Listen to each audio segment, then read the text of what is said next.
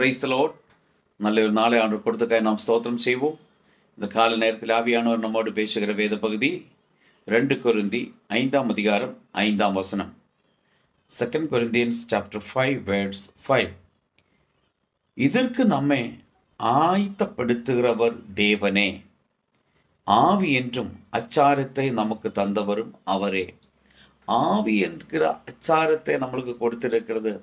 மனப்பூர்வமாக நம்மை ஏற்றுக்கொண்ட, நம்முடைய தேவைகளை எல்லாம் சந்தித்து நம்மளை கைவிடாதவராய் நம்மளை வழி நடத்தும்படிக்காய் நம்மை தெரிந்து கொண்டவர் நம்முடைய கர்த்தர். நீ கஷ்டப்படக்கூடாது, நீ வேதனைப்படக்கூடாது, துன்பப்படக்கூடாது, வியாதியோடு இருக்கக்கூடாது, பலவீனத்தில் இருக்கக்கூடாது, மனக்கவலையோடு கூட இருக்கக்கூடாது என்று கர்த்தர் விரும்புகிறார். இதற்கு நம்மை அப்படி அதில் நின்னெல்லாம் விடுவித்து காத்து கொள்ளும் படிக்கன்னு சொல்லும் பொழுது அதுதான் அவர் சொல்லுகிறார். பவுல் கொரிந்தியருக்கு சொல்கிறார், இதற்கு நம்மை ஆயத்தப்படுத்துகிறவர் தேவனே.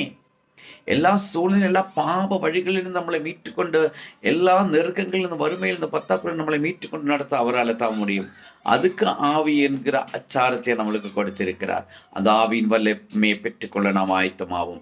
நல்ல ஆண்டவரை நன்றி செலுத்துகிறோம். இந்த கால நேரத்தில் என்ன கேட்கிற ஒவ்வொரு பிள்ளைகளையும் இந்த வசனத்தின்படி பிதா குமார் பரிசுத்தாவின் நாமத்தில் ஆசீர்வதித்து ஜெபிக்கிறோம். இயேசுவின் நாமத்தில் பிதாவே.